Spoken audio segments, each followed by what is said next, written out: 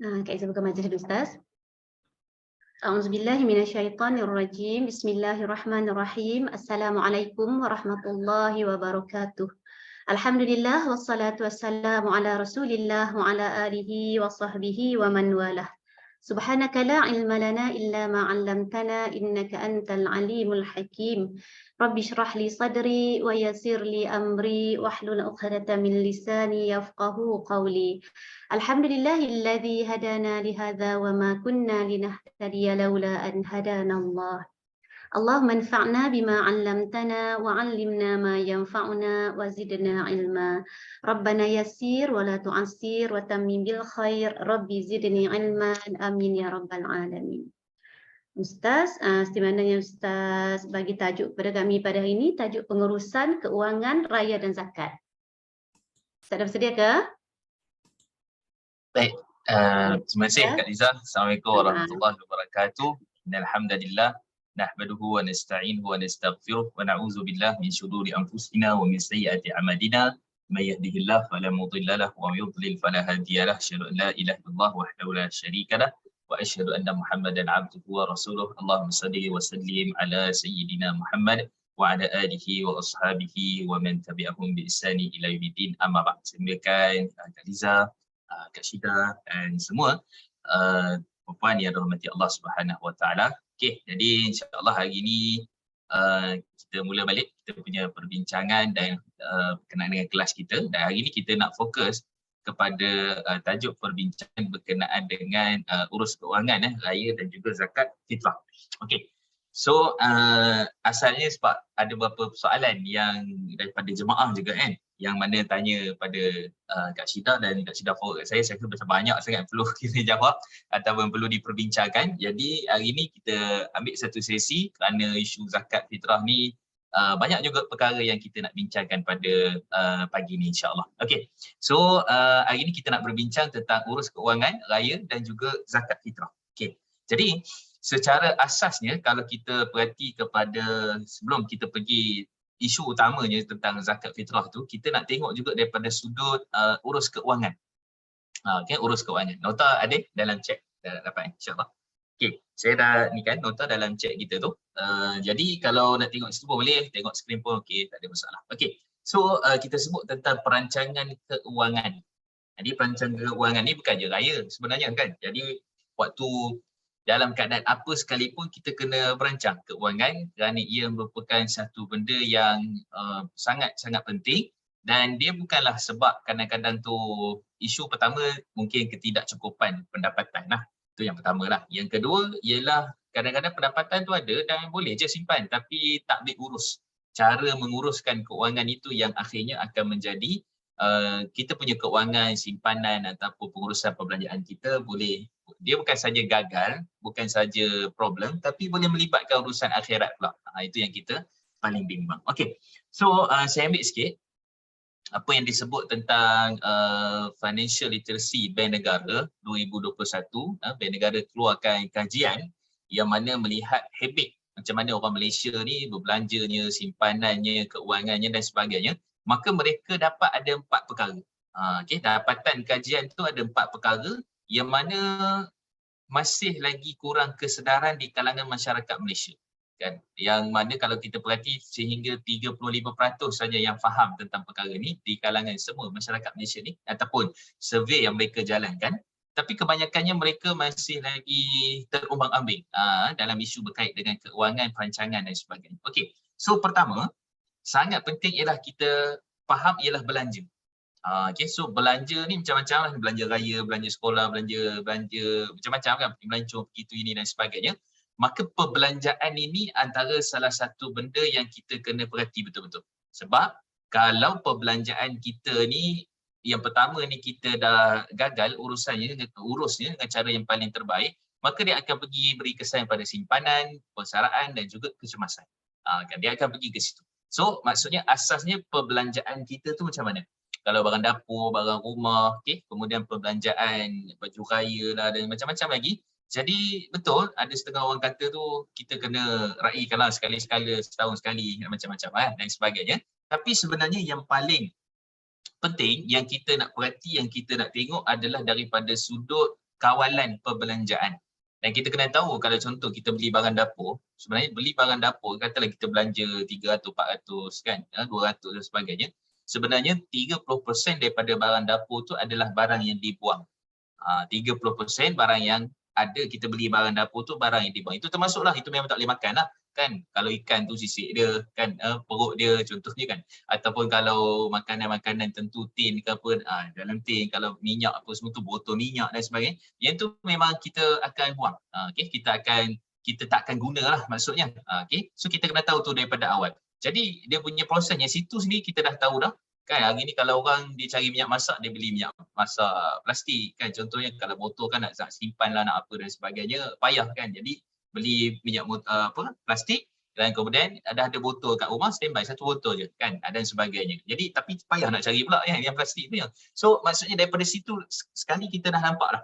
Kan daripada awal lagi kita dah nampak dah. Kalau sayur, kalau apa semua tu kita tahu dah bahawa akar dia akan buang, batang dia akan buang. Memang 30% daripada barang yang kita beli tu memang dah kena buang. Memang wajib buang dia bagi. Memang kena buang. So di situ sebenarnya kita tak perasan dah pada awal tu lagi kan. Okay, so maksudnya perbelanjaan, kemudian penggunaan barang mentah, bahan mentah dan sebagainya, maka semua itu kita kena perhati, kena tengok satu persatu. Itu dia punya konsep dia. Okay, so daripada perbelanjaan yang betul, susunan yang teratur, maka kita pergi kepada simpanan. So simpanan ini, dia merupakan satu perkara yang macam-macam lah, teori-teori keuangan, teori orang yang macam mana nak simpan duit dan sebagainya. Ada yang kata dapat je perolehan, kalau contoh gaji ke, ataupun dapat duit nafkah ke, ataupun hadiah ke daripada suami dan sebagainya, maka terus asingkan untuk simpanan. Terus simpan, kemudian baru belanja. Ada orang kata macam tu, ada orang kata belanja dulu, lebih baru simpan. Jadi macam-macam teori yang ada, cuma sebenarnya bagaimana kita nak menyimpan itu sendiri. Kan macam ni kita nak simpan. Kalau puan-puan mungkin baguslah teknik simpan ialah tukar kepada emas. Okay. Tukar kepada emas. Sebab bila tukar pada emas, dia payah nak belanja.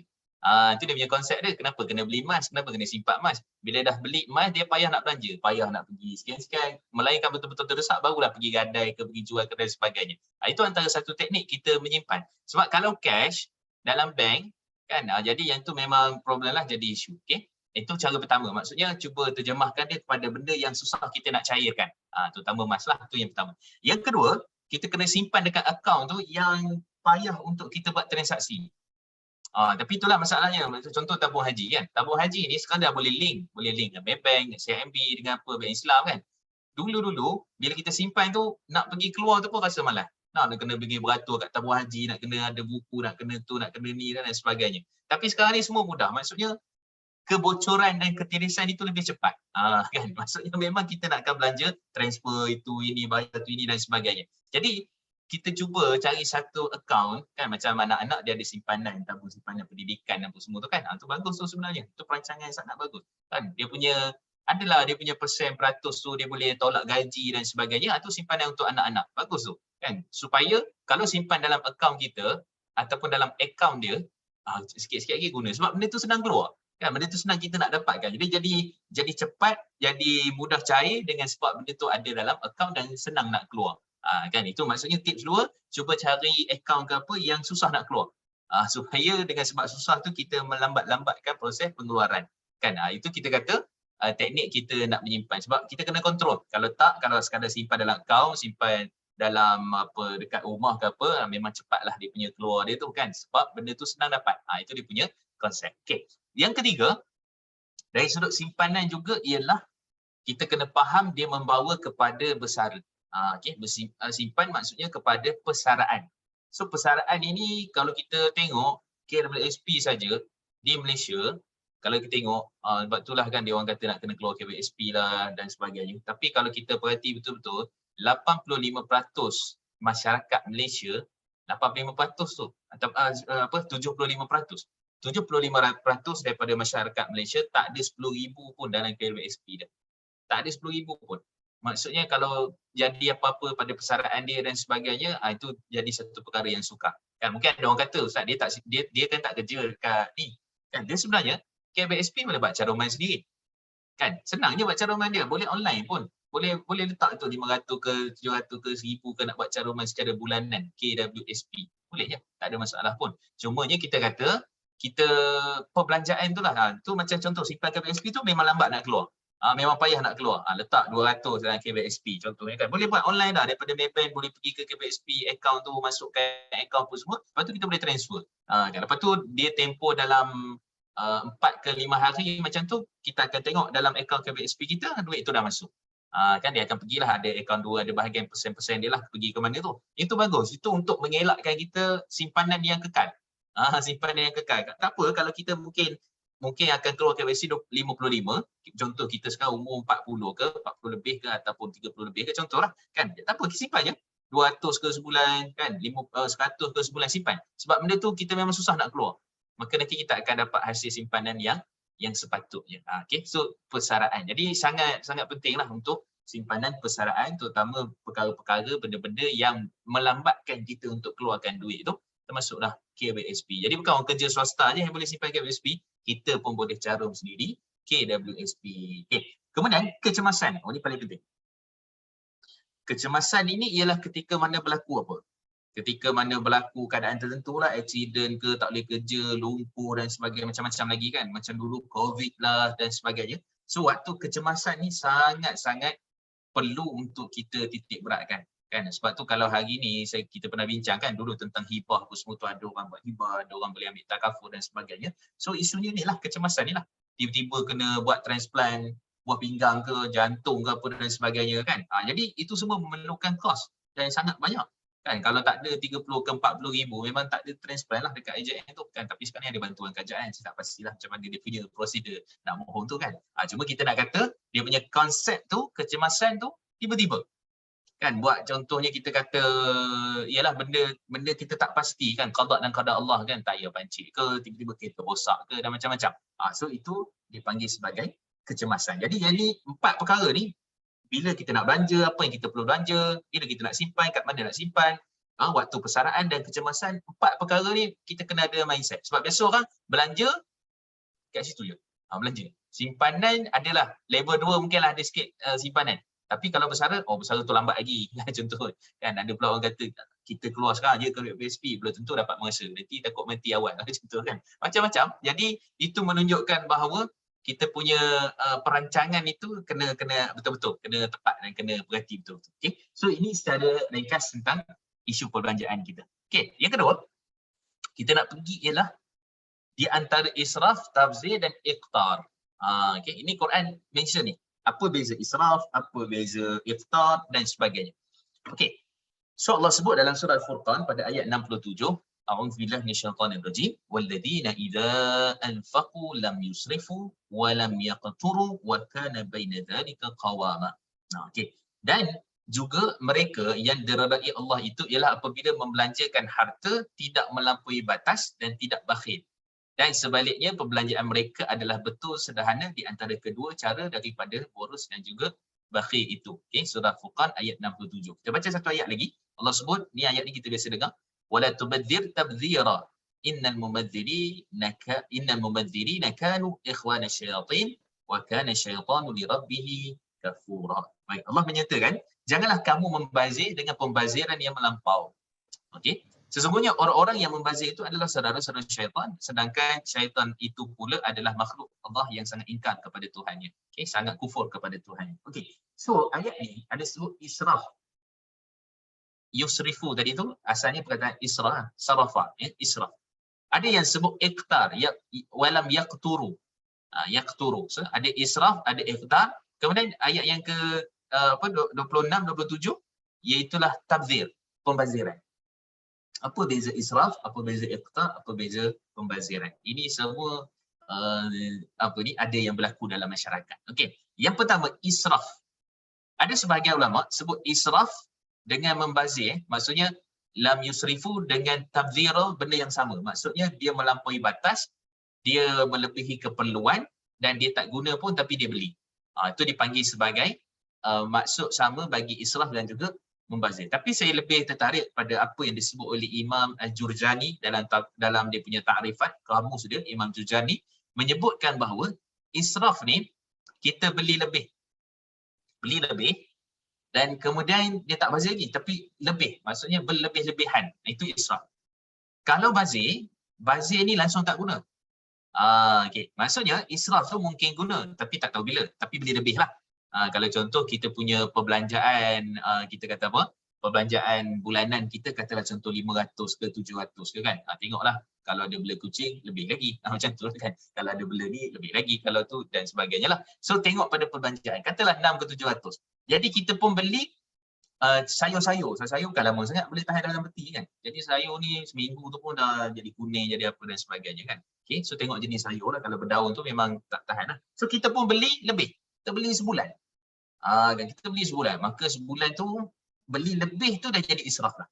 Sebab kemungkinan besar akan membawa kepada pembaziran kita tak guna. Okay. Jadi maksudnya Quran melarang permulaan pembaziran tu pun dah larang. Apatah lagi pembaziran yang memang tak guna langsung, memang buang. Okay, jadi Allah tegur kepada kita supaya setiap perbelanjaan yang kita buat ni semualah perbelanjaan hari raya, kan kuih raya kadang-kadang tu kan. Kalau beli tu memang nak bawa balik ke family ke apa, is okay. Tapi kita kadang beli, kita rasa kita nak makan. Semua benda kita nak makan. Lepas tu letak dalam kita punya laci, sampai ke sudah berabuk kat situ dan sampai ke sudah tak makan. Cukup 2 bulan buang kan. Jadi itu yang kita tak nak. Okay, itu benda perkara yang Allah pesan ni. So dalam setiap perbelanjaan, pembaziran, okay, ataupun contoh israf, belanja, ni pun perbezaan juga Israf, tadi kita sebut belanja lebih. Tabzir maksudnya kita belanja pada benda yang tak perlu, yang kita tak guna pun. Itu baru, ataupun kita buang, itu baru kepada pembaziran. Israf dalam makna lain juga membawa maksud satu benda yang kita beli, okay, ataupun yang kita gunakan tu kepada perkara-perkara yang halal. Okay, perkara yang halal tetapi berkemungkinan akan pergi kepada haram, maksudnya pembaziran. Okay, dia israf halal. Tabzir, membazir, perbelanjaan kepada benda yang haram. Contoh, bercun, benda yang memang tak ada dapat manfaat langsung. Kan, belanja kepada benda-benda yang haram, macam-macam lah kan, rokok ke kalau ikut fatwa lah, majlis fatwa kebangsaan dan sebagainya, ataupun belanja kepada benda-benda seperti, ialah benda-benda yang boleh merosakkan, benda-benda yang boleh kepada perkara yang haram dan sebagainya, maka itu dipanggil pembaziran. So kita nampak dua beza lah. Okay? Israf yang pertama perbezaannya, kita beli lebih, bazir, kita buang, kita tak guna pun tapi kita beli. Tu beza yang pertama. Beza yang kedua, israf, kita belanja pada benda yang halal tapi melampau lebih. Ada pun bazir, kita belanja kepada benda yang haram yang memang tak berguna pun untuk kesihatan ke untuk kehidupan kita dan sebagainya. Okay, itu beza antara perbezaan israf dan juga tabzir. Okay, persoalan ni sekarang. Ada satu benda yang Allah sebut, walam yaqturu. Iqtar dia panggil. Okay. Iqtar ni maksudnya ialah satu benda yang Allah sebut tentang pembaziran. Okay. Jadi dia punya konsep itu, dia punya cara tu, okay, ada respon. Tu bagus tu. Kalau beli kepada fakir miskin, orang-orang perlukan, adik-beradik, family, keluarga, it's okay. Kan, ni beli niat nak makan tapi tak makan. Jadi itu problem dia. Kan, beli tu macam-macam, semua tinggi, kuih bulan, kuih yang tak tahu pun ada beli juga kan. Kuih yang tak pernah jumpa pun beli. Semua nak rasa, akhirnya membazir kan. Itu yang kita bimbang tu, kita takut. Okay, so kita hadkan kalau nak bagi sedekah, itu yang dia panggil yaqturu. Okay, itu yang panggil yaqturu. Bagus. Maksudnya apa, kita punya contoh kuih raya tu bagus, sesuai dengan ayat ni. Allah sebut apa? Kita beli lebih kan, tidak berlebihan tu maksud cukup-cukup kita bagi kat orang, kita pun cukup-cukup untuk makan apa. Walam yaqturu, tidak bakhil. Rupanya hak harta ni, selain jangan kita membazir, jangan pula kita terlampau kedekut. Okay, itu dia punya konsep dia. Maka di sini dia sebut tidak melampaui batas dan tidak bakhil kedekut. Terutama kata para ulama tafsir lah ni, sebut dalam Tabari, Ibnu Katsir dan sebagainya, ialah pada perbelanjaan yang wajib kita belanja. Contoh nafkah. Kita bilang bab zakat fitrah kan, suami tak nak keluarkan zakat fitrah, isteri yang terpaksa keluarkan, adakah suami dikira berhutang, adakah kena qada zakat fitrah dan sebagainya. Itu kejap lagi kita bincang. Okay? Tapi ayat ni dia punya ceritanya, kisahnya ialah isu tak boleh bakhil. Pertama daripada sudut kewajipan, keluarkan zakat, nafkah, suami dan sebagainya. Dan juga yang kedua daripada sudut sunnah, sedekah, infak, baju muka puasa dan sebagainya. Maka itu termasuk daripada kita juga tak boleh bakhil. So itulah konsep Quran yang kita tengok dekat sini. Dalam masa yang sama, Quran tak bagi kita melampau, tak bagi kita membazir, buang dan sebagainya. Dalam masa yang sama, Quran suruh kita iqtar, larang kita iqtar, maksudnya kedekut ataupun bakhil. Okey, itu dia punya konsep yang kita kena faham daripada ayat ni. Jadi maksudnya belanja perkara yang wajib itu perlu. Kita jangan simpan kan nafkah untuk isteri tak bagi. Sebab apa? Jangan membazir kata dia. Kan tak betul tu, kan? Ataupun nafkah untuk anak-anak kenapa tak bagi? Oh, jangan membazir. Tak betul kan? Baca ayat tu bagi seimbang. Kan sebenarnya dia seimbang di antara kedua tu, kata Allah wa kana baina dzalika qawama. Di antara kedua itu adalah cara-cara yang di pertengahan, tidak juga boros, tidak juga bakhil. Ini konsep ringkas tentang keuangan dan juga pengurusan yang berkait dengan apa yang kita nak bincangkan ni, dan membawa kepada topik yang kita nak bincangkan yang detail pada hari ini ialah kewajipan zakat fitrah. Okey, kewajipan zakat fitrah. Okey, jadi bila sebut tentang kewajipan zakat fitrah, maka kita akan tengok ini memang difardukan secara umum. Zakat tu banyaklah. Okey, antaranya ialah zakat fitrah. Ya, sebab tu Allah sebut dalam surah Al-Baqarah ayat 277, wa aqimus salata wa atawuz zakat. Dirikan salat dan tunaikan zakat. Okey, so itu dalil umum. Maksudnya zakat tu banyak. Cuma ya kalau kita tengok, boleh tak kita jadikan Ramadan sebagai satu haul, satu masa kita keluarkan semua zakat-zakat yang kita ada. Kalau perempuan ada simpanan emas, ada akaun emas, ada duit simpanan, ada apa kita kata, ada sewa rumah contohnya, kan, ada buat sekarang. Jadi semua kewajipan zakat itu boleh tak kita tetapkan hanya pada bulan Ramadan? Sebab saya faham ada setengah-setengah haul dan nisab zakat ni dia berbeza. Maksudnya ada zakat emas ni dia punya haul mungkin bulan 1 lepas. Kan ada pula zakat simpanan, dia punya haul dia mungkin zakat dia bulan 3 contohnya, kan. Ada pula zakat lain tu sekian-sekian. Jadi ada setengah orang ni dia himpunkan semua sekali keluar bulan Ramadan. Ini sebenarnya memang dibenarkan harus hukumnya sebab diamalkan oleh boleh kata tak banyaklah, tapi kita kata ada di kalangan para tabi'in, di kalangan para tabi'in, ulama-ulama selepas para sahabat yang melakukan demikian. Sebab nak bagi senang kira, kan dia ada zakat emas, zakat ternakan, zakat pertanian, zakat apa dan sebagainya, himpun semua sekali, keluar sekali. Kalau ikutkan dia kena ikut haul.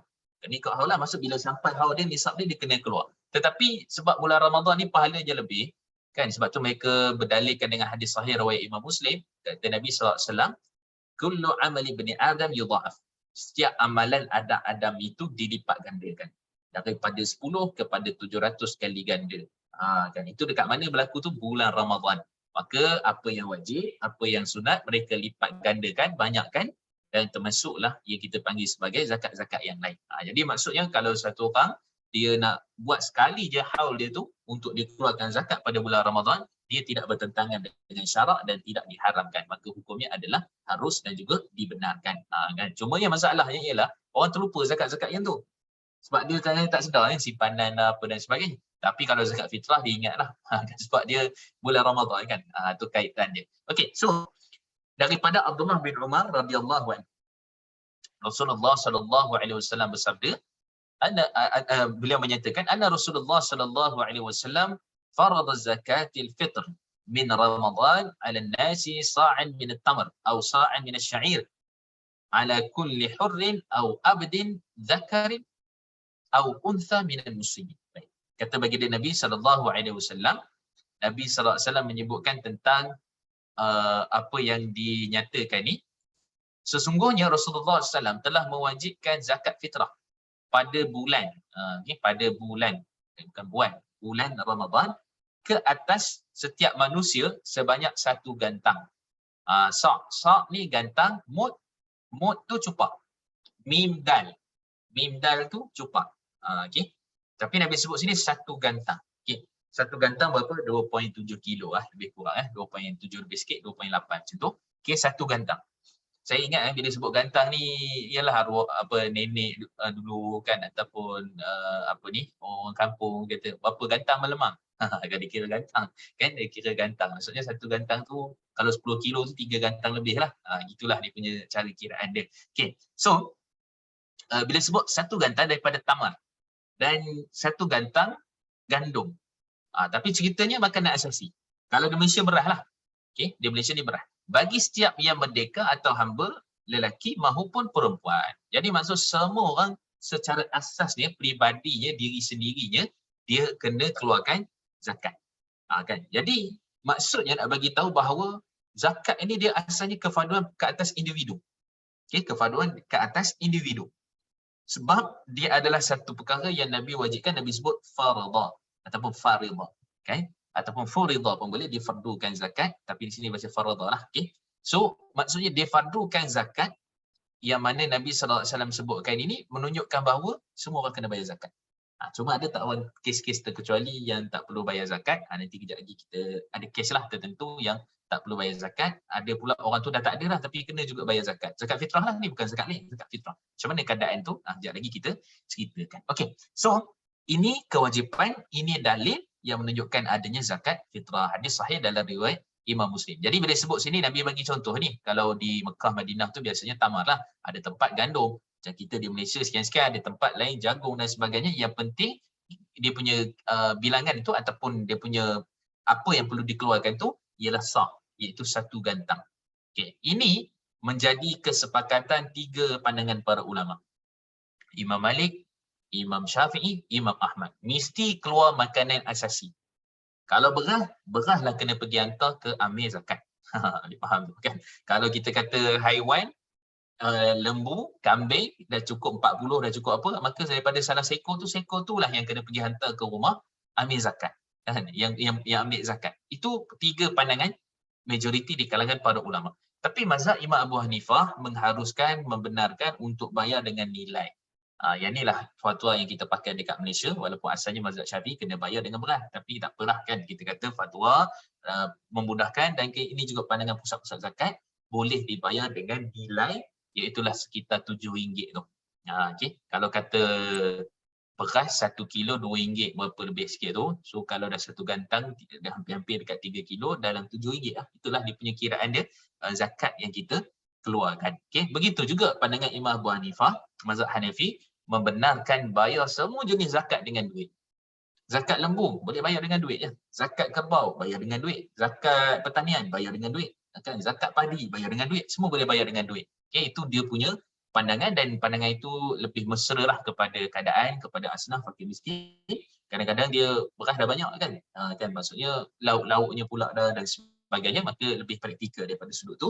Sebab tu fatwa mengharuskan, membenarkan di Malaysia untuk bayar dengan nilai. Okey, so ini asas kewajipan. So kita tengok kepada syarat-syarat yang kita tengok.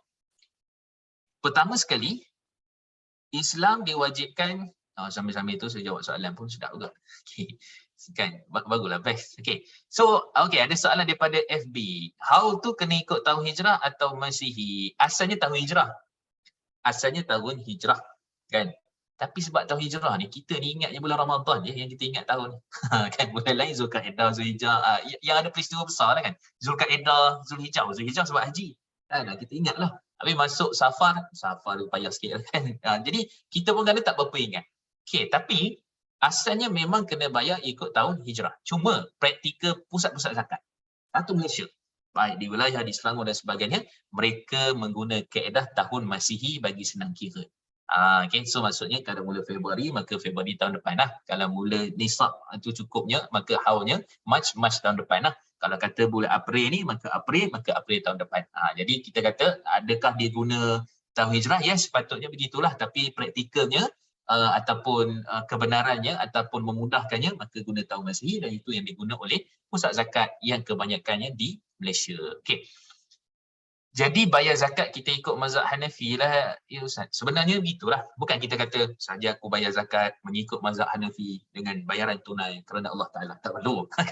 Tak perlu cakap begitu. Tak perlu sebut begitu. Cumanya kita kata secara fatwa.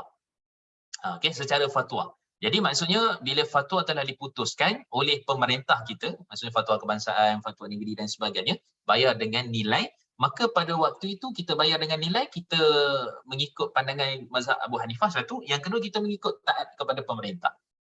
Kan? Sebab kalau kita bayar guna beras, Amir pun tak nak terima lah. Amir pun tak terima. Pergi kat surau, dia nak macam mana nak keluar dia punya resit tu kan. Beras berapa? Kalau dah 10 orang, bayangkanlah kan berapa tu, banyak tu bawa satu kampik beras kan. Jadi agak sukar. Okey, agak sukar. Jadi pada keadaan seperti itu, maka kita bukanlah berniat untuk ikut mazhab Hanafi tapi telah diputuskan oleh pemerintah kita, maka pada waktu itu kita berpegang kepada pemerintah dan dibenarkan untuk keluar dengan keluarkan zakat dengan nilai ataupun tunai, okey, dengan duit. Okey, memudahkan sebenarnya. Alhamdulillah. Sebab tu pandangan para ulama yang berbeza ni kita tak boleh kecam. Kita tak boleh kata yang tu kenapa macam tu ni. Kadang-kadang benda tu di praktikal, keadaan, masa, semasa, tempat dan sebagainya. Maka sebab tu ada fatwa dan perbincangan berkenaan dengan perkara itu. Kan contoh lain, kalau ikut pandangan mazhab Syafi'i, Allah sebut al-aula mastumun nisa, sentuh wanita batal wuduk. Tapi tabung haji, muzakarah majlis fatwa tabung haji keluarkan pandangan kalau tersentuh waktu tawaf. Maka tersentuh itu tidak membatalkan wuduk kerana tidak sengaja. Itu kita kata waktu tu mudah, yes, sebab nak kena keluar daripada tawaf tu nak kena ambil wuduk, jauh tu. Nak kena keluar balik ke tandas dan sebagainya lah. Kan ada orang pula dia ambil inisiatif, ambil air zam-zam je lah, ambil wudukan dekat sikit, macam-macam. Tapi kita kata fatwa telah memudahkan dan alim ulama kita pun telah memudahkan tentang isu berkait dengan perkara itu. Wallahualam. Okey, so kita pergi. Kalau ada soalan lagi, boleh tag, soalan FB ke dan sebagainya, boleh nyatakan. Okey, kemudian kita pergi kepada syarat. Okey, iaitu pertama, syarat untuk keluarkan zakat ni tak berislam lah. Kan ada saya tengok video viral orang yang tak Islam cuba berpuasa dan sebagainya. Saya kata tu bagus, satu dakwah pada dia. Tapi bagi tahu kat dia, awak punya pahala tertangguh. Sehingga awak perlu Islam. Jadi semua kebaikan yang awak buat tu pahalanya tertangguh, kebaikannya tertangguh sehingga awak memeluk Islam. Jangan bagi tahu dia tak Islam. Kan awak tak dapat pahala, awak bukan Islam. Tak, kita murnikan. Dalam dakwah ni kena macam tu. Tak boleh kita kecam dia kan.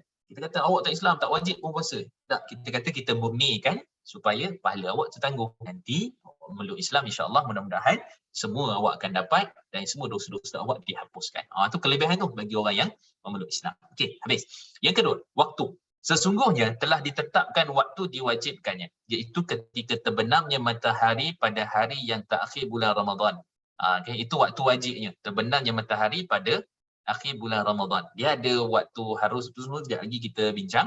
Tapi kita nak trace, nak tentukan. Pertama, orang meninggal dunia dalam bulan Ramadan. Yang kedua, bayi dalam kandungan. Yang ketiga, bayi yang dilahirkan. Ini semua berkait dengan hari-hari terakhir penghujung Ramadan. Sebab kita kena ingat, katalah contoh, Raya Hari Jumaat. Contoh, bukan betul lagi contoh. Kan, Raya Hari Jumaat ataupun Raya Hari Sabtu. Jadi maksudnya, kalau Raya Hari Jumaat, Khamis Maghrib itu dah kira satu Syawal lah. Boleh faham kan? Maksudnya Khamis tu, kalau Raya Jumaat, maka Khamis Maghrib itu dah kira satu Syawal. So penetapan maksud itu dia panggil terbenam matahari terakhir bulan Ramadan tu. Maksudnya dah masuk satu Syawal. Okey. Jadi apa yang berlaku? Pertama, kematian. Kata satu orang ni dihidup dalam Ramadan. Katalah contoh, dia sempat berpuasa, lepas tu wa'iyyazubillah, Allah takdirkan dia accident ke apa, meninggal dunia. Contoh. Okay. So, maksudnya 5 Ramadan dia meninggal dunia. Ataupun 10 Ramadan dia meninggal dunia. Kan? Jadi adakah dia berkewajipan ataupun membayar zakat dan sebagainya? Jawapannya, kita kata Imam An-Nawawi dan kebanyakan mazhab Syafi'i, ulama-ulama dalam mazhab Syafi'i menyatakan dia berkewajipan untuk membayar zakat fitrah. Sebab dia telah melalui Ramadan. Dia telah masuk pada bulan Ramadan. Dan mana bulan Ramadan bila masuk je, walaupun satu Ramadan, maka pada waktu itu dikira telah pun membayar zakat fitrah. Okay. Jadi siapa yang bayar tu? Ahli waris lah. Daripada harta mungkin yang dia tinggalkan apa, ahli waris sebagai wakil dan membayarkan zakat dengan sebab berlakunya kematian dalam bulan Ramadan. Okay. Itu dia punya konsep. Tapi kalaulah si mati ni meninggal dunia sebab dia sakit memang tak boleh puasa. Okay. Memang tak boleh puasa. Katalah contohnya 3 tahun dah dia sakit, memang doktor kata memang awak ni memang tak boleh puasa. Kalau puasa nanti bimbang, takut lebih parah, lebih teruk lagi contohnya. 3 tahun dia tak boleh puasa.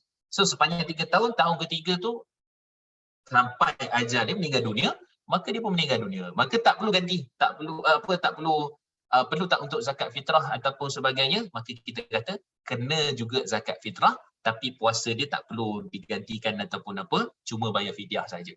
Okay, ada beza tu fidyah dengan zakat. Jadi maksudnya zakat pun kena bayarlah. Kalau satu orang dia RM7 je, tak banyak pun kan. Boleh daripada harta dia ataupun boleh daripada harta ahli waris untuk bayar untuk dia kalau dia tak mampu. Okey, kalau dia mampu boleh daripada harta dia. RM7 je. Okey. Tu isu pertama. So kita nak bagi tahunya penetapan dia masuk Ramadan ataupun tak. Okey. Dia termasuk terkena bulan Ramadan ataupun tak. Kalau terkena walaupun meninggal dunia masih dalam bulan Ramadan, maka dia tetap perlu membayarkan zakat. Okey, itu pandangan majoriti para ulama semua termasuk Imam Nawawi dan mazhab Syafi'i. Okey, dalam kandungan usia 6 bulan, 7 bulan, 8 bulan perlu tak keluar zakat, memang khilaf perbezaan besar di kalangan para ulama. Tapi saya sebut Imam Ahmad bin Hanbal dan juga Imam Syafi'i menyatakan tidak perlu. Kerana dia bentuknya mungkin janin, mungkin sebab dia dalam kandungan, dia tak lahir lagi. Okay? Dia dalam kandungan tak lahir lagi, maka pada waktu itu dia tidak perlu dibayarkan zakat untuknya. Kan? Tapi berbeza dengan harta pusaka. Kan harta pusaka bila dia ada je 3 bulan, 4 bulan, 5 bulan dalam kandungan tu, dia dah berhak dapat harta pusaka bila dia terus lahir. Boleh faham? Contohnya kata 7 bulan dalam kandungan. So ayahnya meninggal. Contohnya. So bila ayah dia meninggal, bila lahir je dia nanti, maksudnya bulan yang ketiga, automatik dia dapat harta pusaka. Kan? Sebab kata Nabi SAW, al-mauludu, kan dalam hadis riwayat Ibnu Majah, Nabi sebut anak yang lahir ni, anak dalam kandungan ini kan dia ini dikira sebagai dapat sehinggalah dia menangis keluar. Maksudnya dia lahir dalam keadaan hidup. Terus automatik dia dapat harta pusaka. Kan? Itu konsep dia. Tapi kalau zakat, selagi mana dalam kandungan, maka waktu tak perlu keluarkan zakat. Okey. Itu dalam kandungan. Yang ketiga, kelahiran. Dia lahir. Lahir ni kalau selepas terbenam matahari, maksudnya dah masuk 1 Syawal, perlu tak ayah dia keluarkan zakat? Jawapannya tak perlu. Sebab dia dah habis Ramadan. Dia dah masuk Syawal sebab zakat fitrah berkewajipan kerana Ramadan, bukan berkewajipan kerana Syawal. Kan contohnya malam raya lahir pukul apa? Pukul 9 pagi, 9 petang. 9 malam lahir. Kan lepas awal takbir balik tu, alhamdulillah dapat berita hospital apa semua, lahir anak tu. Maka bapa tak berkewajipan untuk bayar. Bila bayar? Tahun depan. Yang tahun depan tu bayar. Sebab anak tu lahir selepas terbenam matahari Ramadan kerana pada penghujung Ramadan. Kalau dia lahir tu malam 29, dia kena bayar sebab dia adalah masih terkait dengan Ramadan. Boleh faham? Dia lahir tu ialah pada 30 Ramadan. Waktu hari orang melamang. Angkat-angkat lemang tiba-tiba lahir anak tu contohnya kan. Masih Ramadan? Yes, masih Ramadan. Belum Syawal lagi. Maka dia wajib untuk membayarkan untuk anaknya. Okay. Ini pandangan siapa? Imam Nawawi, mazhab Syafi'i, majoriti lah di kalangan para ulama tentang 3 isu yang kita nampak dekat sini. Apatah lagi orang sakit, orang apa yang masih ada Ramadan memang kena bayarlah zakat fitrah seperti mana yang kita sebutkan. Okey, hadis. Yang ketiga, berkemampuan untuk mengeluarkan zakat fitrah ketika waktu diwajibkan zakat. Sekiranya kemampuan itu terlepas waktunya, maka tidak diwajibkan. Ini disebut oleh Syekh Dr. Muhammad Zuhaili dalam Muktamad Fiqh Syafi'i dan kebanyakan lagi lah ulama-ulama dalam mazhab Syafi'i menyatakan bahawa kalau waktu wajib tu maksudnya bila dia dapat Ramadan, waktu wajibnya ialah terbenam matahari tu. Maksudnya dah masuk Syawal tu sehingga akhir sekali sebelum orang solat hari raya besoknya tu, dia tetap wajib untuk keluarkan zakat. Tetapi waktu tu duit pun tak ada, makanan pun tak ada. Sebab tu kata Imam Ibn Qudamah, kata Imam Nawawi, macam mana nak tahu boleh bayar zakat ataupun tak? Pada waktu wajibnya tu dia ada makanan. Maksudnya pada hari raya dan selepasnya tu dia ada makanan, maka sudah tentu dia ada RM7 untuk dikeluarkan zakat. Kalau waktu hari raya malam tu pun tak ada makanan, besok pun tak ada, maksudnya tak cukup langsung kan untuk keluarga dan sebagainya, dia tidak perlu keluarkan zakat, bahkan dialah yang akan dapat zakat sebab dia asnaf. Okay, clear tu. Maksudnya makanan boleh makan ke tak pada malam tu, maksudnya ada tak kecukupan untuk waktu wajib, maksudnya pada malam raya dan kemudian besoknya tu, maka kalau ada cukup, maksudnya dia kena bayar zakat. Itu dia punya standard lah yang diletakkan oleh Imam Ibn Qudamah dan Imam Nawawi nak bagi tahunya itu adalah tu kecukupan dia tu kan. Okey, tapi kalau tak ada waktu tu, maka dia yang berhak menerima zakat. Itu konsepnya, nak tahu mampu ke tak mampu keluar zakat fitrah ataupun tidak. Okey, bayar zakat fitrah untuk siapa? Okay. Pertama, zakat fitrah diwajibkan ke atas dirinya sendiri. Ini pertama yang kita kena ingat. Setiap orang yang wajib diberi nafkah. Mereka itu termasuklah daripada isteri, usul dan furuk keturunan dari lelaki atau perempuan dengan syarat mereka ini tergolong dalam golongan fakir miskin. Okay. Contoh gini. Termasuk daripada isteri, confirm. Usul ni maksudnya asal dia, mak ayah dia. Kalau mak ayah tu dia yang tanggung, dia wajib untuk keluarkan zakat untuk mak ayah dia. Okey. Kalau mak ayah tu maksudnya memang ada duit apa semua, dia tak wajib untuk bayarkan untuk mak ayah dia. Okey, jadi kena tengok tu, itu disebut usur. Usur ni maksud yang ke atas daripada yang mengeluarkan zakat ni. Kalau contohnya dia ni adalah suami, maka mak ayah suami lah. Kalau mak ayah suami tu ditanggung oleh suami, maksudnya bulanan dan sebagainya, maka yang tu si suami tu wajib keluarkan juga, bukan untuk isteri dan anak-anak saja, tapi untuk ayah dan ibunya sekali. Sebab kategori dalam golongan yang tak mampu kan, ataupun fakir miskin ataupun golongan yang kurang berkemampuan. Okey, itu satu. Yang kedua, furu'. Furu' ni cabang ke bawah, maksudnya anak dia. Okey, yang ni ayah ibu dia, furu' ni cabang ke bawah iaitulah anak dia. Kan? Jadi maksudnya secara umumnya ialah suami paling wajib untuk suami keluarkan zakat ni, ini pandangan majoriti termasuk juga Syekh Hasan Qaw dalam Taqrirat As-Sadida, Syekh Atiyah Saqar dalam fatwa dia dan sebagainya, Syekh Ali Al-Maliki dalam Inabah Syarah Bulughul Maram, dan ramai lagi di kalangan para fuqaha menyatakan asalnya suami menanggung zakat isteri dan anak-anak. Adapun untuk mak ayah dia, maka yang tu tengok kepada keadaan dia, dan dia sebenarnya bukan sekadar mak ayah, sesiapa yang di bawah tanggungan si suami. Katalah contoh si suami ada seorang adik perempuan yang mungkin OKU ke ataupun sakit ke, memang tak mampu bekerja, tapi suami yang tanggung. Kan suami yang tanggung adik dia tu. Dan suami tanggung kita, isteri dan anak, dan juga adik dia yang tak berkemampuan. Maka wajib untuk si suami tu keluarkan zakat untuk si adik tu yang tidak berkemampuan, memang tak boleh kerja, tak ada pendapatan dan sebagainya, sakit pula, OKU pula, maka waktu yang di bawah tanggungan dia. So boleh faham ya? Maksudnya suami dia wajib mengeluarkan zakat fitrah, pertama isteri, anak-anak, dan yang kedua yang di bawah tanggungannya, termasuklah ibu ayahnya, termasuklah juga anak saudaranya ke, ataupun siapa lagi, anak susuannya ke, ataupun contohnya lagi siapa, anak angkatnya ke dan sebagainya, yang di bawah tanggungan dia, maka dia yang wajib mengeluarkan kepada asalnya. Itu dia punya konsep. Okey, saya sebut ini juga pandangan majoriti ulama yang kita sebutkan tadi, dan termasuk ulama-ulama moden seperti mana kita nyatakan. Okey, kemudian Sayyidina Abu Hurairah radhiyallahu anhu menyatakan, kalau tolong bayar, suka kecam itulah. Okay. Kalau tolong bayar untuk orang lain yang bukan dalam tanggungan, macam mana Ustaz? Okey, sekejap lagi kita detailkan yang tu. Okey, Sayyidina Abu Hurairah radhiyallahu anhu dalam sabdanya Nabi SAW berkata dalam hadis sahih riwayat Bukhari, khairus sadaqati ma kana ala dhahril ghina wabda biman ta'ul.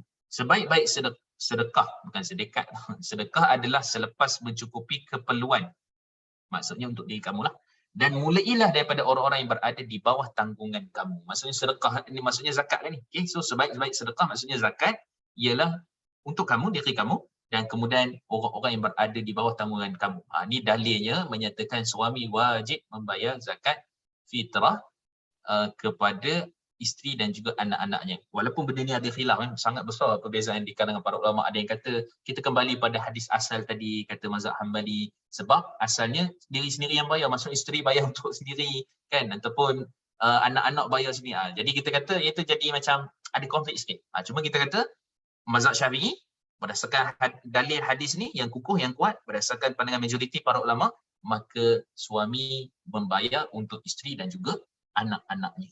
Itu asalnya pada kita punya perbincangan dan kewajipan si suami. Okay. Sebab apa? Kerana nafkah. Sebab ada sebahagian fuqaha termasuk mazhab Syafi'iyah menyamakan bahawa nafkah, sebab nafkah wajib kepada isteri, nafkah wajib kepada anak, nafkah wajib kepada siapa yang ditanggung oleh suami. Maka sama juga dengan zakat fitrah. Okay. Itu juga antara hujah di kalangan yang kita nyatakan ini, bila mana mereka berhujah tentang membayar zakat fitrah seperti mana yang kita sebutkan tadi kepada mereka yang di bawah tanggungan. Okey, itu konsep dia. Okey, kita pergi sikit. Bila waktu mengeluarkan zakat? Ya, ini tuan-tuan. Puan.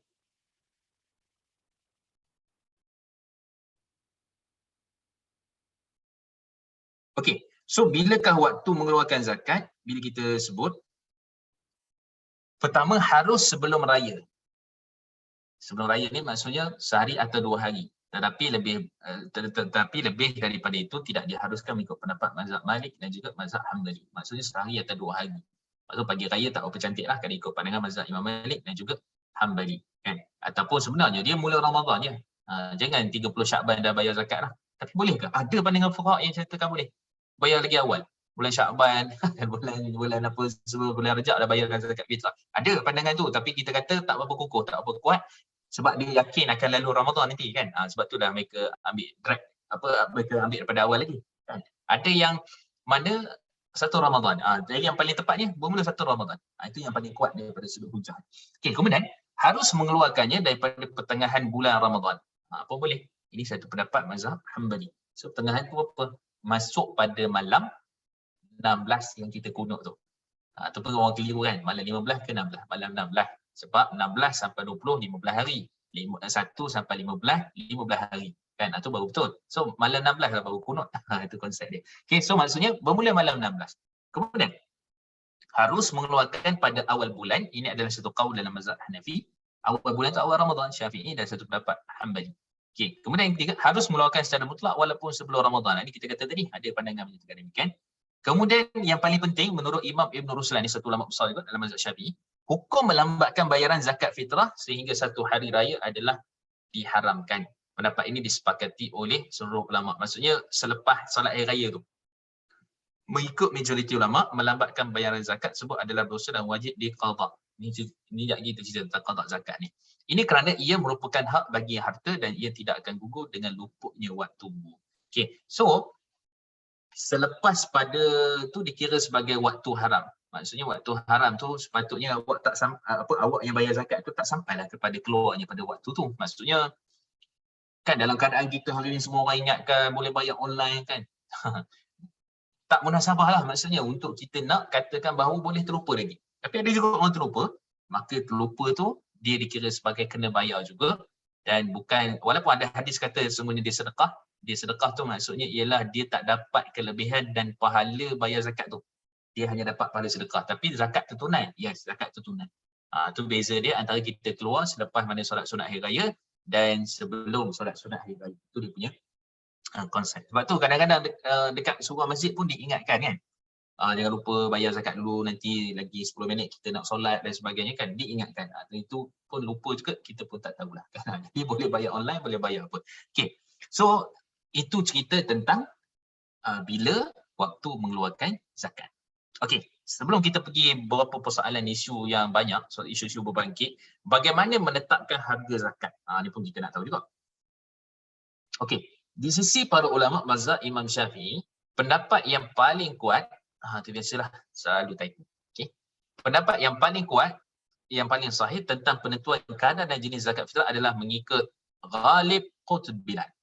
Ghalib qutb bilad. Maksudnya apa? Yang biasa dimakan oleh orang-orang di negeri tu. Jenis makanan ruji bagi majoriti penduduk negeri tu. Kan? Kalau kita hari ni ada je orang makan western kan, dekat Malaysia ni ada je hari dia makan sayur-sayur. dia diet apa semua. Tapi kebiasaan orang makan nasi ya. Okay, makan nasi. So nasi tu lah maksudnya beras tu lah yang dikira sebagai benda yang kita keluarkan zakat. Okey, nota. Harga 1 kilo beras super special tempatan. Kenapa dia ambil super special tempatan? Sebab ini standard. Kata contoh RM2 60 sen. Sekarang ni mungkin lebih lah kan. So mungkin lebih sikit. So didarabkan dengan 2.7 kilo. Bukan 2.70 kilo kan. 2.7 kilo. Bersamaan dengan RM7.02. Oleh demikian jumlah tersebut digenapkan kepada RM7. Jadi di sinilah berlaku perbezaan. Ada RM7.50, ada RM7 berapa kan. Ada RM8 ke tak tahu lah. Ada kena RM8. Tak pastilah. Tapi nak ceritanya perbezaan ini ialah isu berkenaan dengan harga kebiasaan di negeri itu. Kan? Kalau contoh negeri tertentu yang memang senang beras dia boleh ambil apa? Tepi rumah je, tampi kan, tumbuk-tumbuk boleh masak contohnya kan.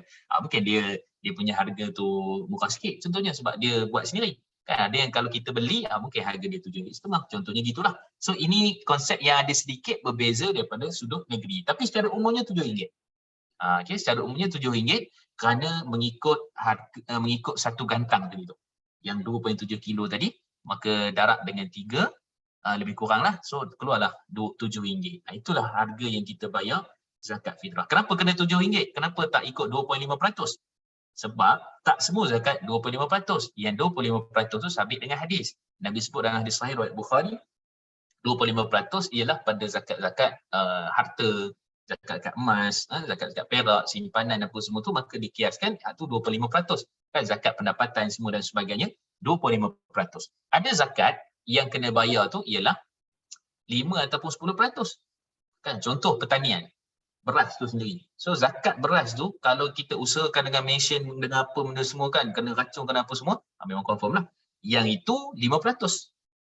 Tapi ada jenis pertanian ni, contoh macam lada ke apa, kita tabur je benih macam tu, biarlah hujan ke apa tu dia tumbuh ke apa, kita tak ada usaha untuk keluarkan dia punya baja apa semua, tak sangatlah. Maka itu 10%.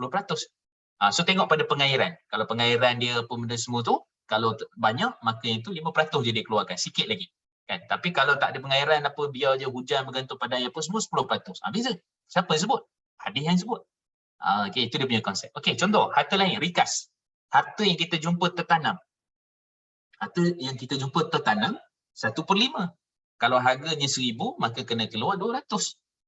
Siapa yang tetapkan tu? Hadis. Nabi sebut dalam riwayat Bukhari, wa fi rikaz khumus. Kan tiap daripada harta rikas yang ditemui itu ialah 1/5 dia punya zakat dia. Jadi penentuan itu dengan nas dan dalil, bukan pandai-pandai sendiri.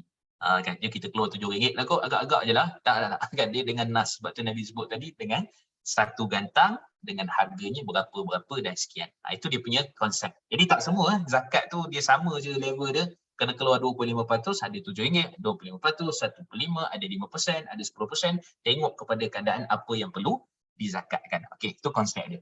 Okey, kemudian kita pergi kepada isu-isu berbangkit.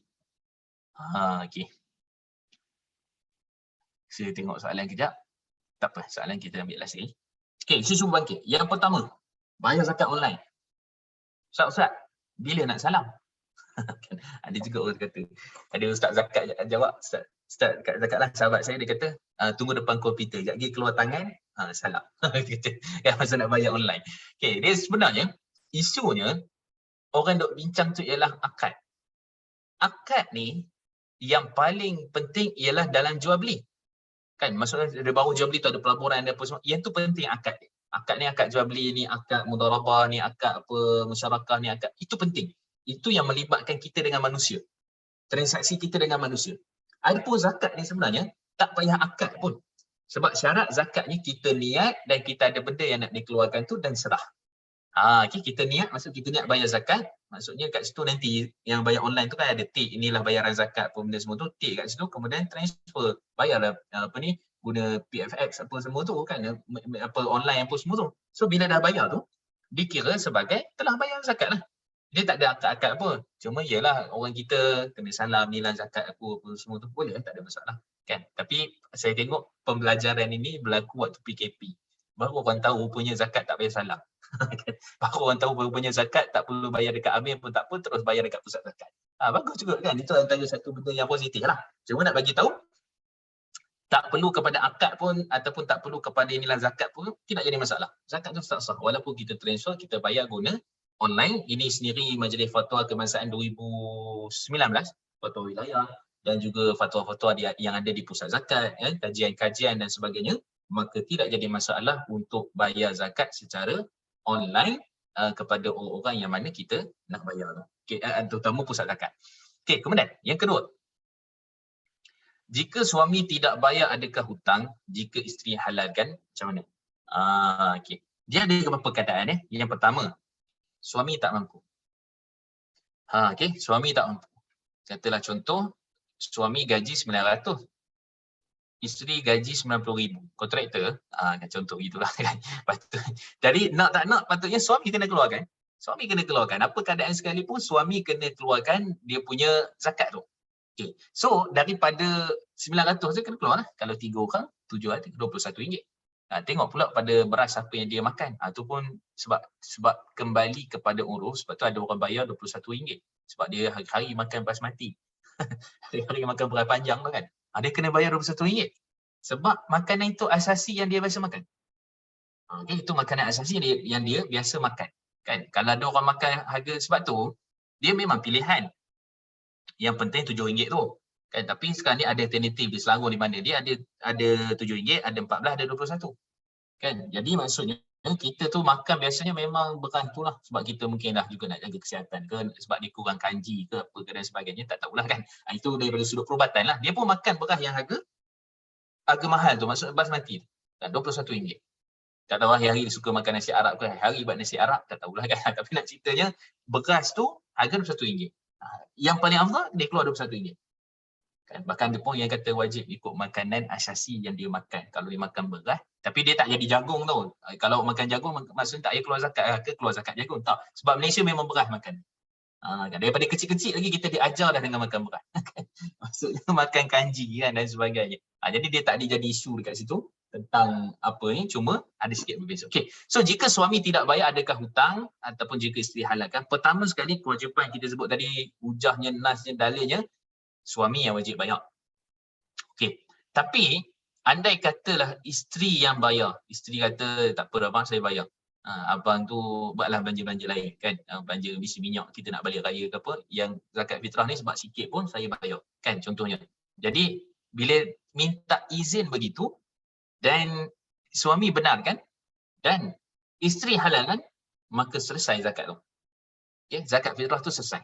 Maksudnya isteri yang volunteer atas izin suaminya dan juga isteri halalkan, maka pada waktu tu dikira sebagai halal. Itu dia punya konsep dia. Ni pandangan mana ni? Ini antara pandangan yang disebut oleh Syekh Dr. Muhammad Zuhaili dan sebahagian di kalangan para ulama termasuk mazhab Syafi'i, mengharuskan kalau isteri nak volunteer untuk bayar kepada suami. Ataupun itu kalau suami tak mampu. Kalau suami mampu, kalau isteri nak volunteer dan izin suami benarkan, pun boleh juga. Tidak jadi masalah. Dengan syarat dia, izin dan diketahui oleh suami. Hal tu memang syarat yang diletakkan dalam mazhab Imam Syafi'i dan standard yang diletakkan. Okey. Jika isteri, katalah contoh, suami tak nak bayar. Mungkin sebab tak faham, mungkin sebab tak jelas, mungkin sebab sekian-sekian dan sebagainya, suami tak bayar pun. Bertahun-tahun dia tak bayar. Kan orang sebut zakat fitrah, dia ingat sunat je. Contoh kan. Kalau ada lagi lah orang berpandangan berdemikian pada hari ni. So, dia pun tak bayar. Bila tak bayar tu, isteri ni yang faham, isteri ingatkan suami. Suami kata tak apa, sunat je, bukan wajib pun, tak apa. Isteri yang bayar atas nama suami. Kalau dalam keadaan yang suami kata awak tak payah bayar kan, tapi isteri bayarkan atas nama suami, dalam keadaan demikian maka ia dikira sebagai berhutang. Sebab asalnya hutang itu yang dibayar dengan duit isteri. Dia tak semua mudah terus qada Ada setengah-setengah kata kalau gitu nanti suami dah sedar, suami bukan sedar termasuk sedar daripada koma tak. Maksudnya dia dah insaf dah apa semua, maka waktu tu suami bayar qada. Dah, sebab dulu zakat awak tu 2 tahun, 3 tahun, 4 tahun lepas isteri yang bayar. Maka ia dikira sebagai hutang. Bila kira sebagai hutang, maka dia hutang, kalau tengok dekat fatwa fatwa 2003, kemudian ada section dalam mahkamah dan sebagainya, apa-apa zakat yang tak dibayar ni mahkamah boleh tuntut. Maksud menunjukkan dia adalah hutang. Okey, mahkamah boleh tuntut kalau ada report ke ada apa semua kan, bagi pihak isteri ke kan, suami tak bayar zakat fitrah, jadi isteri tuntut. Kalau nafkah, sebab tu sama, nafkah pun boleh tuntut di mahkamah, jadi zakat fitrah pun boleh tuntut sebenarnya. Dan dia menjadi hak siapa? Hak isteri, sebab dulu isteri yang bayarkan. Dia tak semua-mudahnya kita kata, kita godak je lah, kita ganti je lah kan. Sebab apa? Dulu isteri tak. Kita kena pulang duit tu pada isteri. Silap-silap, boleh jadi faraid pula dah. Hutang zakat fitrah yang dibayar kepada si isteri tadi tu. Kan? Sebab jadi faraid pula. Kalau contohnya isteri meninggal dunia, 3 tahun isteri duk bayar zakat fitrah, RM7, darab 21. Ada 21, darab 3, RM21. RM21 tu jadi faraid. Sebab hutang dengan isteri. Jadi nak tahu hutang tak hutang ni tengok pada keadaan lah. So kalau keadaannya isteri halal kan, halal lah, tak ada masalah. Tapi kalau kata guna duit isteri, kemudian suami berkeras tak nak bayar dan sebagainya, bayarkan juga, maka ia dikira sebagai keberhutangan dengan si isteri. Sebab tu kena hati-hati dalam isu ni, kena teliti isu-isu yang berlaku supaya kita tak terlepas pandang isu hutang, isu duit isteri dan sebagainya. Kan kalau isteri halal tak ada masalah. Kan, walaupun dia kata suami saya tak nak bayar apa semua, saya bayarkan untuk suami, halal. RM7 pun bukan banyak, lebih baik. Itu konsep. Kalau tak, ada cerita hutang dekat situ. Okey, kemudian sukarela bayar untuk orang bukan tanggungan. Adik-beradik dia himpun anak saudara dia, ada berapa 20 orang anak saudara dia, maka dia pun jangan tak perlu bayar waktu ni, saya bayarkan. Boleh atau tak boleh? Jawapannya boleh, dengan syarat orang yang kita nak bayar tu dia tahu dan dia izinkan. Hal itu sepakat di kalangan para fuqaha, termasuk disebut oleh Syekh Dr. Muhammad Zuhaili dalam Muktamad Fiqh Syafi'i dan ulama-ulama yang lain. Maksudnya, kita mewakilkan dia untuk bayar. Wakil ni ada 2 tau. Satu wakil, kita bagi duit dekat dia, dia pergi bayar dekat amil zakat. Ataupun dia bayar online. Itu satu cerita tentang wakil. Itu memang clear lah, itu jelas lah, itu diharuskan. Satu lagi ialah, dia yang bayar mewakilkan zakat tu kepada orang yang dia nak bayar tadi tu. Maksudnya dia bayar kat pusat zakat, dia bayar dekat amir, dia wakilkan semua dengan duit dia. Maka yang itu disyaratkan mesti diketahui oleh orang yang kita nak bayarkan itu. Kalau contohnya siapa? Mak kita, ayah kita memang boleh bayar zakat pun. Orang yang berada pun untuk diri sendiri pun patutnya bayar. Tapi kita kata kat mak kita, ayah, ibu, tak apa kali ni saya bayar zakat fitrah. Okeylah kalau macam tu mak ayah kata, tak ada masalah, boleh tolong bayarkan. Dan selesai. Kan sebabnya nanti kita bayarkan tu, orang tu dia anggap, takkanlah RM7 aku pun tak ada.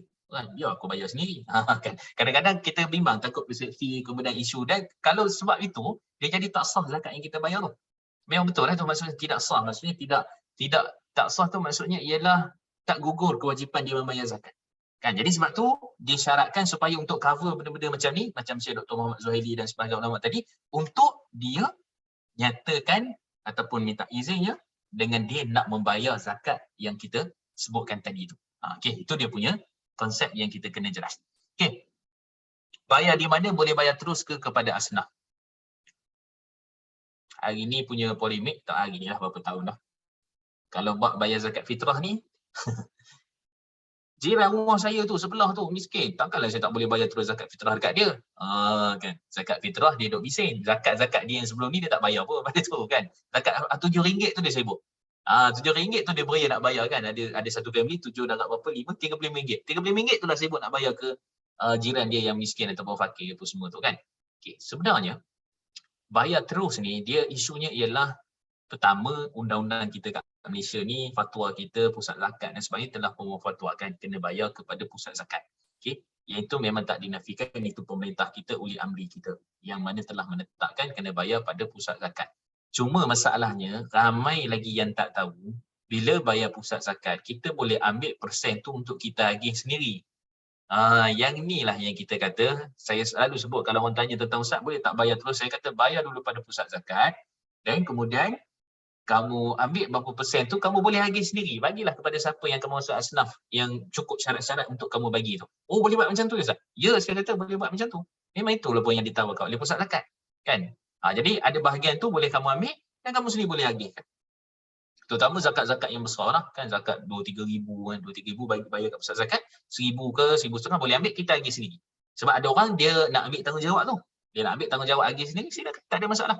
Kan saya pun pernah agih kan zakat syarikat. Maksudnya syarikat bayar kepada pusat zakat dan minta 1/3 ke macam tu, dapat balik berapa puluh ribu, ratus ribu, dan kita yang pergi agih kan. Kita pergilah cari fakir miskin apa semua tu, buat program dengan fakir miskin, boleh, tak ada masalah. Tapi yang penting bayar dulu kepada pusat zakat dan kita boleh dapat berapa dia punya perolehan peratus itu. Bincanglah baik dengan pusat zakat kan. Cuma kita kata kita bimbang sebab apa? Takut langgar arahan pemerintah. Tu je. Kan? Allah sebut, ya ayyuhallazina amanu atiiullah wa atiiur rasul wa uli amri minkum. Dan dalam surah Nisa Allah sebut, wahai orang beriman, taat kepada Allah, taat kepada Rasul dan taat pemerintah di kalangan kamu. Pemerintah ni maksudnya yang tak langgar arahan Allah, tak langgar arahan Rasul, kita kena ikut, wajib untuk kita taat. Kan, terutama tentang pengurusan zakat, pengurusan pusat zakat dan sebagainya, yang menceritakan tentang isu ni. Ni kalau pusat zakat dengar ni, dia cerita bagus ni. Inilah kempen kepada pusat zakat. Tapi saya nak cerita itulah kaedah dia. Kan, kita boleh minta balik berapa yang kita nak dan kita boleh agihkan sendiri. Tak ada isu, tak ada masalah. Okey, tu maksudnya bayar di mana, boleh bayar terus pada asnaf. Kita kata asalnya boleh bayar terus pada asnaf, tapi kita ada peraturan, kita ada perundangan, maka bayar dulu pusat zakat dan kemudian kita barulah agih semula kepada asnaf. Okey, 5. Cara qada zakat fitrah. Cara qada zakat fitrah. Okey, bila dia terlepas bayar ataupun terlupa dan sebagainya, pertama tetap wajib qada. Itu kata Imam Nawawi dan kebanyakan para Imam Ahmad bin Hanbal, Imam Nawawi, Imam Syafi'i dan semua sekali, dia kena ganti zakat tu. Zakat tu maksudnya ialah dia bayar walaupun bukan daripada bulan Ramadan, sebagai menggugurkan kewajipan berzakat dia. Sebab dia adalah zakat diri dia. Tu dia panggil zakat fitrah. Kan, zakat untuk diri dia. Okey, dia tetap kena bayar. Okey, tapi dia sudah tidak dapatlah pahala keluar zakat fitrah bulan Ramadan tu, tak ada lah. Kan, dia cuma dapat pahala, maksudnya dia bertaubat pada Allah Subhanahu Wa Taala, dia istighfar dan sebagainya, dan kemudian dia keluarkan zakat. Okey, tu cara pertama kalau dia terlupa, dia sendiri lupa. Okey, yang kedua macam kita sebut tadi, kalau dia berhutang dengan isteri. Kan? Ataupun kita kata contohnya isteri yang keluarkan sebab dia tak mampu dan sebagainya, maka isteri halal kan. Selesai, tak ada masalah. Tapi kalau isteri kata, bang ni kira hutang sebab banyak ni, saya anak 9 orang. 9 orang kan. Dia lagi, so 10. Kan? 10 lah tu je, RM70. Banyak juga tu komisen saya menjahit tahu bang. Macam tu kan. Kira hutang tak? Hutang kan. Kira hutang kan. Sebab apa? Kita ikut fatwa yang tadi tu. Kita ikut pandangan yang menyatakan wajib asalnya kepada suami. Sama lah nafkah juga. Tak bagi nafkah kira hutang. Pinjam duit isteri untuk beli makanan berbuka puasa. Yang gunalah duit ayah dulu, abang pinjam. Hutang. Tak kena bayar kan. Sebab asalnya duit suami. Kan duit suami. Macam saya lah. Saya kadang-kadang tu isteri pergi tolong beli ke apa semua kan. Banyak catatan tu. Kan RM50, RM32 apa semua. Saya kata claim. Semua kena claim. Sebab asalnya itu adalah saya sepatutnya yang keluarkan duit tu. Tapi sebab tak sempat ke apa nak kena transfer apa semua. Kan duit tak ada cash ke apa. Jadi kena claim. Kan kira lah berapa? RM2, RM3 semua masuk. Kan semua masuk. Sebab itu dikira hutang kita kepada isteri kita. Kan jangan senang-senangnya yang tolong belilah apa kan. Apa isteri tolong belilah apa semua. Tolong tu hutang ke tak hutang? Asalnya hutang. Sebab asalnya nafkah kita yang bagi kepada isteri, terutama dalam hal-hal keperluan makanan dan sebagainya. Kan itu dia punya konsep. Tapi kalau isteri kata tak apa bang saya belanja, alhamdulillah isteri yang baik tu. Kan kadang-kadang banyak je belanja tapi list tu ada tu kita kena alert lah, kena faham lah itu adalah satu bentuk hutang yang kita kena jelaskan. Okey, so kalau isteri yang bayar, maka pada waktu dia ada hutang lah bang kan, sebab ni apa upah menjahit kan, baru dapat dah bayar zakat kan contoh. Jadi hutang, jadi kena bayar nanti. So suami kena bayar balik kepada isteri dan tak perlu pokok zakat ke bayar zakat, tak perlu lah sebab isteri dah tolong bayar, so bayar pada isteri je lah. Kan itu dikira sebagai hutang yang biasa, bukan lagi hutang zakat. Okey, kemudian yang ketiga tadi kita sebut isteri halal kan tentang zakat fitrah tadi, maka tak ada isu. Tapi kalau kira hutang, maka pada itu wajib untuk kita bayar. So boleh nampak kat situ ada situasi dia, bukan semudah-mudahnya kita kata isteri tolong bayar maka kita qada. Maka tak perlu qada lah, bayar kat isteri sebab dia hutang. Ataupun isteri halal kan, tak perlu dah untuk qada sebab isteri dah halal bayarkan zakat fitrah untuk kita.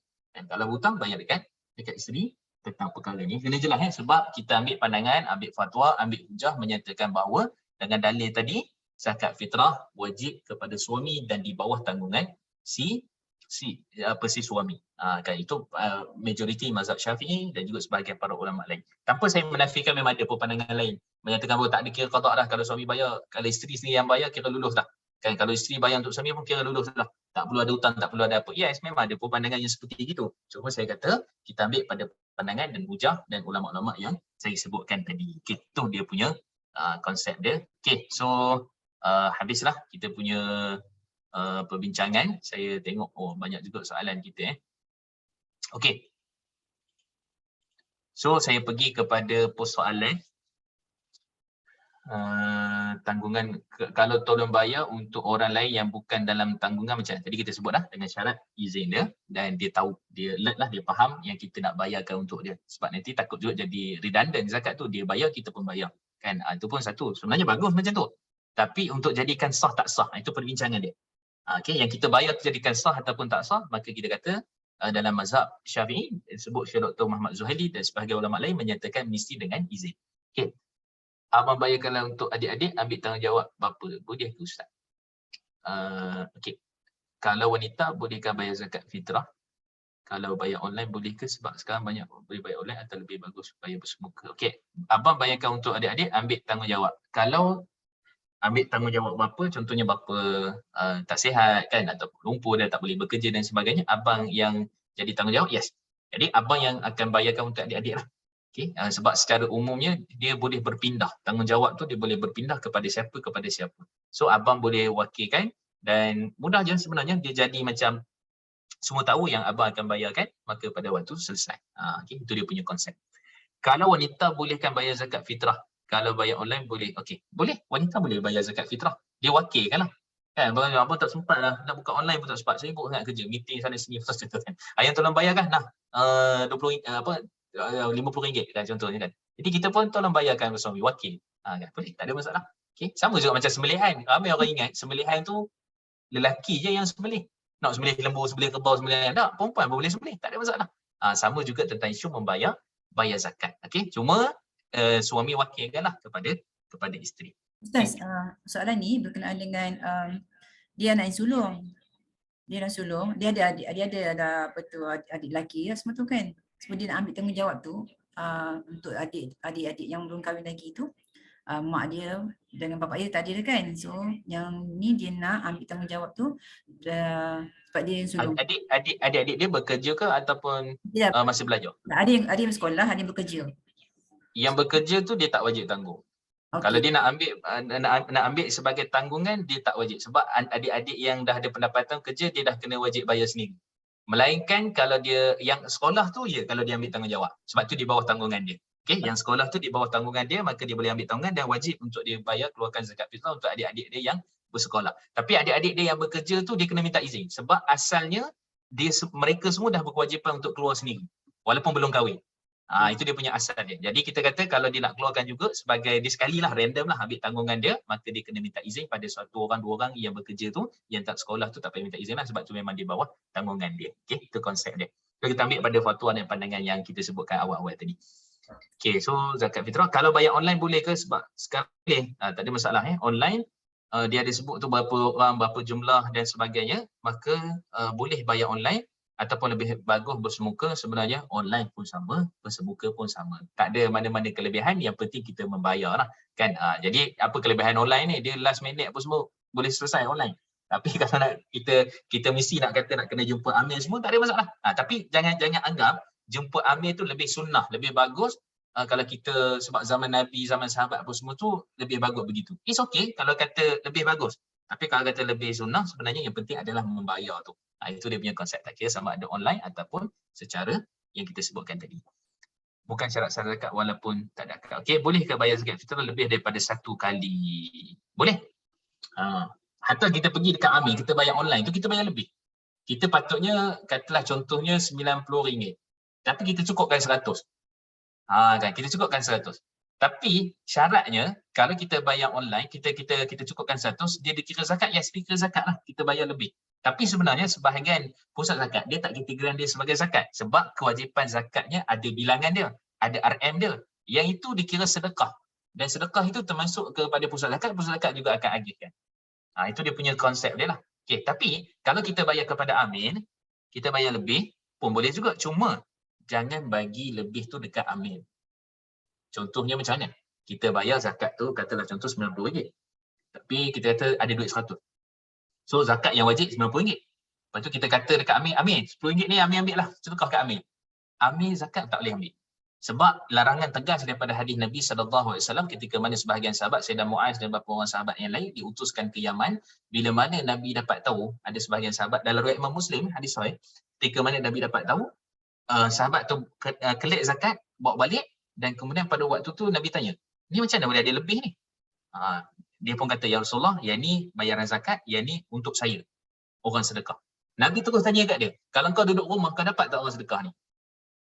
Tak dapat. Jadi menunjukkan bahawa Nabi nak bagi tahu bahawa sebenarnya sebab awak tu jadi amir, ada jawatan, sebab tu lah orang bagi kat awak. Kalau tak, orang tak bagi dekat awak, sedekah biasa-biasa.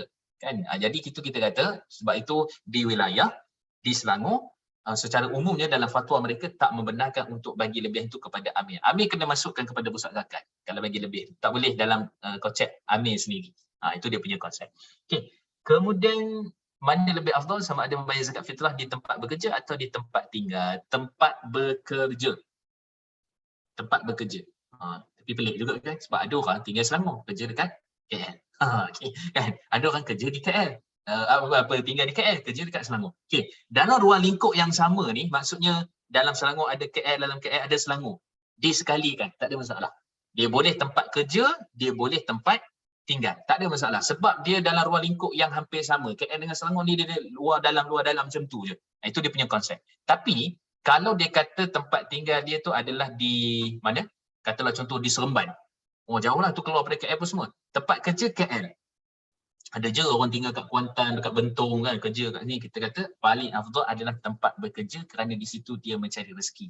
Di situ dia mendapatkan rezeki. Kan tempat tinggal tu tempat dia tinggal. Okay, itu dia punya konsep. Cuma mungkin ada tambahan sikit, di kampung ke di rumah kita. Kita kata tempat kita tinggal, tempat kita bekerja. Di kampung nak bayar pun tak ada masalah. Dia bukan daripada sudut sah tak sah. Yang penting bayar. Tapi daripada sudut afdal, keutamaan, maka di tempat kita bekerja ataupun tempat tinggal lebih baik daripada tempat kita di di kampung kita. Itu dia punya perbincangan. Okey. Kalau anak-anak perempuan dah kerja tapi ayah suka rela tolong bayarkan, sah ke? Sah dengan syarat anak perempuan dia tahu. Ni kamu dah kerja ni tak apa, tahun ni ayah lagi kebetulan dapat bonus, contoh kan, kebetulan dapat apa-apa kan, ayah yang akan selesaikan zakat kamu. Bagi tahu semua adik-adik kita, letak dalam grup, semua tahun ni cucu apa semua tolong list. Ayah nak bayarkan. Dengan syarat mereka bagi list, maksudnya mereka izin lah tu, mereka bagi, maka boleh dibayarkan. Kalau mereka tak izin, mereka tak tahu, tak boleh, tak sah. Itu dia punya konsep. Tapi ramai buat macam tu Ustaz, kita yang bagi ekstra tu macam mana hukumnya? Okay, tentang isu tu tadi kan, bagi amil tu, sepatutnya kita tak bagilah. Kita tak bagi. Tapi ramai yang beritahu tu mungkin sebelum ni dia tak tahu, maka mudah-mudahan Allah ampunkanlah. Sedangkan hadis jelas, fatwa pun jelas, menyatakan tak boleh. Dan bahkan amil-amil zakat pun sering diingatkan di pusat zakat. Amil-amil zakat pun diingatkan, jangan ambil duit zakat bila mereka pergi kursus apa semua tu, kerana ia termasuk daripada wulul, wang khianat, wang yang tak dibenarkan, sebab amil dah ada 1/16. 1/8 tu pecah lagi 1/16. Dia ada dah upah dia, upah amil tu. Jadi kita nak bagi dekat dia tu, itu satu benda yang tidak dibenarkan, dan Nabi tanya soalan itu menunjukkan dia adalah tidak boleh, tak dibenarkan. Okey, ada soalan lain? Ustaz, tentang khadha zakat fitrah ni, apa kan macam kalau dulu-dulu kecil-kecil kan macam kita tak tinggal dengan bapa kita, ibu dah meninggal, bapa pun tak peduli. Jadi kita tinggal dengan bapa saudara apa semua, tapi dia orang tak bayarkan zakat fitrah untuk kita. Masa tu kita sekolah lagi kan. Jadi adakah tertangguh kepada kita untuk bayar untuk khadha balik sekarang? Ya, pada diri sendiri. Okay, tertangguh pada diri sendiri. Kalau kata kita dah tak ingat berapa tahun yang kita tak bayar tu macam mana Ustaz? Kita anggarkan saja. Okay, katalah contohnya kita tak bayar tu mungkin tahun 4 tahun, 5 tahun ataupun 7 tahun. Jadi kita anggarkan dan kita lebihkan sikit pun tak ada masalah. Kan katalah contoh kita rasa 10 tahun tak bayar, kita ambil 12 tahun lah kot. Jadi 12 maksudnya darab dengan RM7. Macam itulah. Kalau kita tak mampu, kita bayar sikit-sikit boleh lah Ustaz? Boleh, tak ada masalah. Okay, adakah kita perlu bayar tu dalam bulan Ramadan tu je ataupun dah sepanjang tahun kita boleh bayar? Sepanjang tahun. Sepanjang tahun boleh kita bayar. Yang bayar dalam bulan Ramadan tu, kalau kata suami kita bayar, okey lah. Kalau kita kata contoh ada yang belum kahwin ke apa, dia dah bekerja ke apa, dia kena bayar dulu yang Ramadan ni. Yang Ramadan ni dia kena bayar dulu. Baki yang tertangguh tu bayar kemudian lah maknanya. Bayar kemudian lah. Okay, itu konsep dia. Sebab kemampuan ikut kemampuan dia. Ya, baik. Okay. Ada persoalan lain? Itulah isu dia sebenarnya kan Ustaz. Satu lagi yang Kak Syirah punya kes ni dia macam ni Ustaz. Okey, bapanya tak bertanggungjawab lah kan maksudnya. Okay. Dan dia tak berkisah pasal zakat fitrah ni. Maksudnya dia jahil lah kan. Jadi keseluruhan ahli keluarga tu kemungkinan besar tak dibayarkan zakat fitrah. Untuk sehinggalah mereka dah besar dan mereka bekerja sendiri dan mereka tahu hukum tu wajib kena bayar kan. So yang masa dia orang kecil-kecil tu, masa dia orang sekolah semua tu dan bapa dia tak bayar tu, adakah dia perlu qada balik dan dia kena buat bayaran semula? Itu isu dia sebenarnya Ustaz. Dia orang dah bersedar kesedaran tu bila dia orang dah besar. So sekarang ni baru dia orang tahu, kita kena bayar lah yang kita masih kecil-kecil, masa kita sekolah-sekolah tu bapa tak bayar kan. Jadinya sekarang ni isu dia nak bayar tu, okey, pembayaran tu kena bayar lah Ustaz ya. Dia punya hukum dia, kena qada balik lah kan. Betul. Dia kena bayar balik untuk melepaskan dia punya tanggungjawab dia sendirilah. Kan, dan tanggungjawab anak tu sendiri. Cumanya macam kita sebutkan tadi, yang Ramadan ni dia kena bayar dulu Ramadan ni lah. Kalau dia tak berkeperluan, tak berkemampuan waktu tu, boleh tangguh. Tapi dengan syarat dia kena ingat, dia kena bayar lah.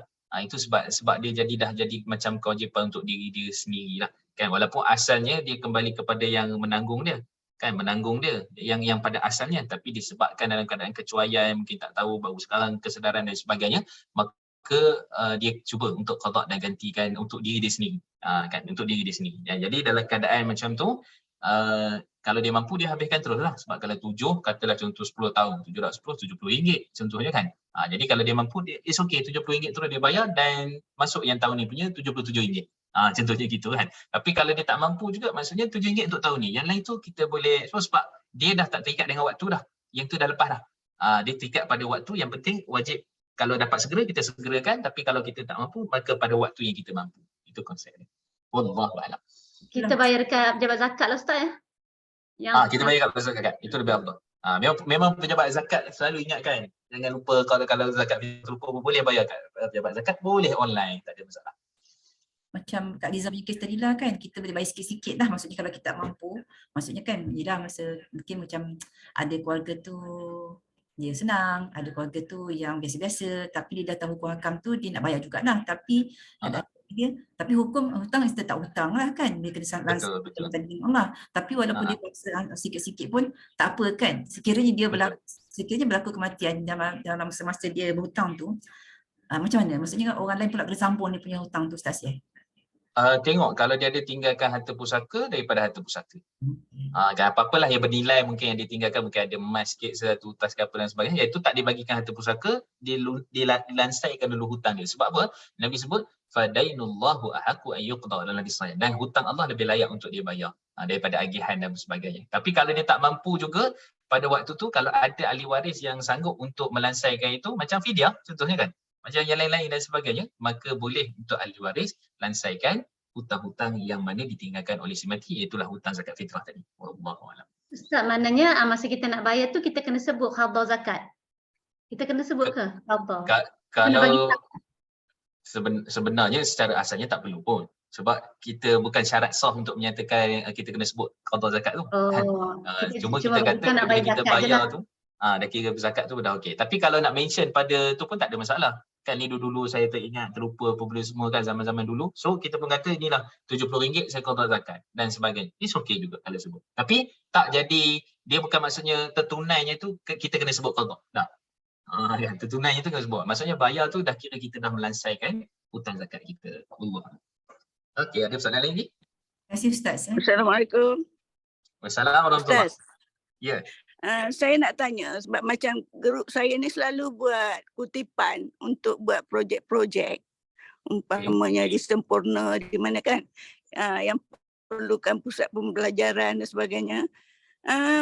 Ramai kawan-kawan yang keluarkan zakat untuk itu, kena dapat kebenaran daripada pihak zakat ke Ustaz?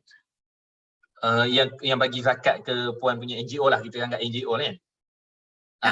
Kita tak daftar pun, cuma kita sebab kumpulan bekal-bekal pelajar sekolah kan.